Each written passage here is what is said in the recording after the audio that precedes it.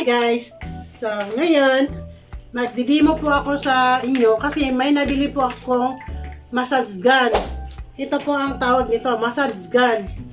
So ito po ay binigay sa akin na anak ko na lalaki. Siya po ay may trabaho. Ito yung Christmas gift niya po sa akin. By the way guys, bago ako dumating dito sa bahay, galing ako, yung na-stroke na ako, nandun ako sa hospital. Dito na ako umuwi sa bahay. 2 months, bago ako naka-fan guys, 2 months guys, galing ako sa trabaho sa hospital. Nagpamasad po ako, nagpapatherapy po ako noon. After 2 months, naggaling ako sa hospital. So, ang ginawa ko, hindi naman pwede ako makalakad. So, home service na lang. Tinawag na lang namin yung therapy ko. So, ngayon guys, ang napapansin ko kasi, mahal ang therapy. Siguro 500 every session po guys. Yung bayad namin, 500 pesos ang bayad namin sa tuwing pupunta yung magti-therapy sa akin. So iniisip ko kasi mahal yun. Mahal na. Kami naman po ay nagre-renta lang ng bahay. So kailangan talaga na magtipid-tipid po din kami. Walang trabaho yung asawa ko. At saka lalo na din ako kasi stroke ako. So ang ginawa ko, pinag-stop ko na lang yung therapy ko po. Ang ginawa ng asawa ko, manumano na lang, minamassage niya ako. After 2 months yun guys pag galing ako doon sa hospital, nagpa-therapy ako, pinakat ko na, tapos yung asawa ko na ang nagmamassage sa akin. Opo. So manumano.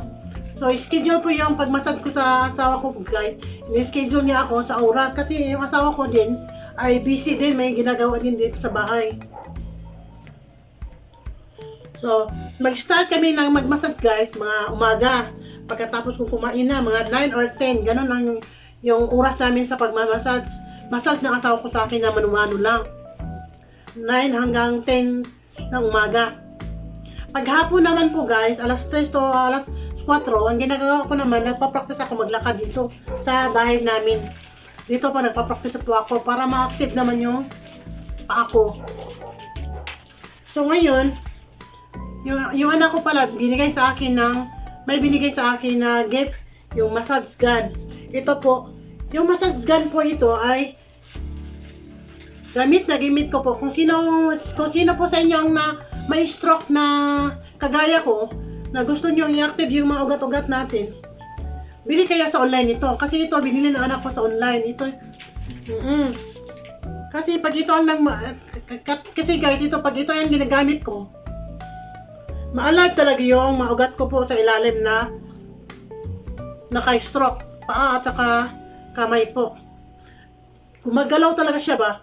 Yung mga ugat ko na napatay na. Itong massage gun po ito guys, marami itong gamit. 4 na massage head ang gamit ito. Una, ito po. Itong circle head na massage. At saka ito po ang dalawang, paano tayo tawag niya? Massage head lagi. 1, 2, 3, 4. 4 na po guys na gamit sa massage head. So, usually guys, ang ginagamit ko itong ganito po. So, itong gun po ito guys is chargeable.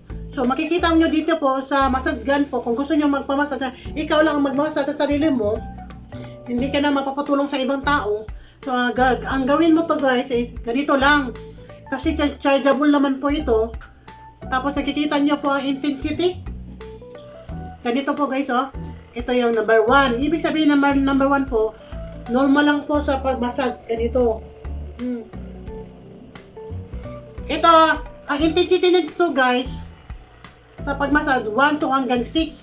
Depende sa inyo kung ano pong gusto nyo. Kung gusto nyo ba ng hard massage, or medyo tamang-tama lang sa pag-massage. Ang ginagamit ko kasi guys, number 1 lang. Tamang-tama lang. Ito po. 1 to 6 po ito. Ganyan. Kanina 1 at 2, ano? Ngayon 3, 4, 5. Ganito po guys. Ayan, ang makikita nyo po dito sa likod ng massage po. Ang ginagawa ko, hanggang 1 lang ako. ganito. Yun. Pag halimbawa po guys, mag-massage kayo, 5 minutes lang po. Itap nyo dito sa kung saan yung stroke nyo. Halimbawa dito, sa kamay. Ito, 5 minutes lang. Itap nyo na ng 5 minutes. Magbilang kayo ng 5 minutes. Tapos next naman dito sa shoulder. 5 minutes pa rin. Ganun lang yung guys. Napakadali lang yung para na din nagpapaterapi po kayo nito. Pero ang nakadiferensya lang po is ikaw lang ang nagmamassage sa sarili mo. Ganun. So, ngayon, gamit na gamit talaga ito sa akin guys. Alam nyo ba guys kung matagal na itong binili ng anak ko last 2024 pa noong December. So, araw-araw ako nagmamassage dito bago ako matulog. Ay hindi pala pagkatapos kong kumain, matulog, ay bago matulog. Yan ang ginagawa ko. Ito ang ginagawa ko sa gabi. Pag umaga naman po, hapon na, mga 3 or 5, 3 or 4, ganito din ang ginagawa ko. Ganitong oras, mga 4. Ganyan lang guys. So, ito. So, ibig sabihin nito guys, pag natap na po ito sa katawan nyo, yung sa ilalim dito ng kamay natin, yung shoulder po natin, yung mga ugat-ugat, parang gumagano ba? Gumagalaw siya ba? Gumagalaw. Maganda. Maganda talaga guys kung halimbawa kung sino po sa inyo may stroke dyan, na kagaya ko, na mild stroke lang, pili kayo ng ganito guys. Effective talaga. Ganun. Pag dito ko naman ilagay sa paa ko guys, ganun. Dito ako hindi yung dito sa may paat ko talaga. Dito talaga sa may legs ko. Ilagay ko dito. Ganun lang. Ganun lang po ang paglagay. Tap lang po. 5 minutes tap. Tapos tap 5 minutes. 5 minutes lang po. Yung kuan niya. Yung oras niya 5 minutes. Hanggang sa matapos ka lahat sa pagmamassage dito. Gamit na talaga ito guys. Kung ako sa inyo, kung sino po ang may stroke dyan, bili na kayo ng ganito. Mag-order kayo sa online. Mura lang naman po ito guys. Kung kaya niyo po, mura lang po ito.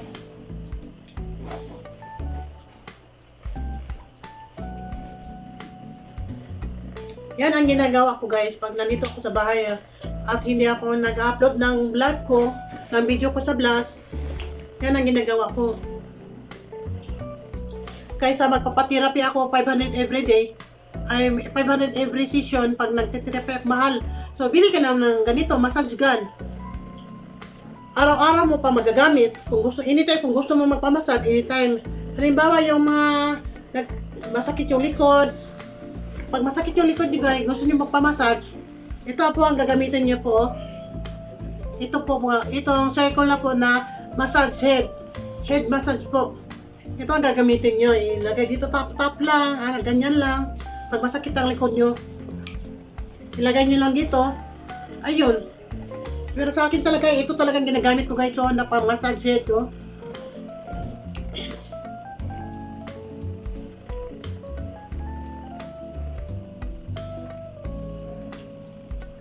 Okay na yan. Pag gusto niyo naman po mag-stop na ako kayo mag-massage, okay, long press lang nyo lang po. Long press po. Ganyan po. Long press. Yung wala na. Hindi na mag-vibrate yung massage gun. Ganun lang po. Ganun lang din po kasimple ang pagmamassage sa sarili mong katawan kung may stroke kagagaya ko.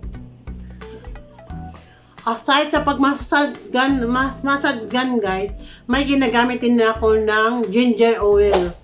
Nabibili ko po din ito sa mga online. Ito pong massage gun sa online po. Nabibili po ito. Ito ang ginagamit ko. Bago ako mag-massage, ilagay muna ako ng ginger oil sa katawan ko. Tapos magmamassage ako. Ganon po ang ginagawa ko. Araw-araw po yan. So, yun lang po, i-share ko yung mga nalalaman ko po sa isang stroke person po. I-share ko kung ano po yung ginagawa ko. Ganon. Don't forget to like and share and subscribe to my channel, Natsmi Vlog. Thank you for watching. Bye-bye.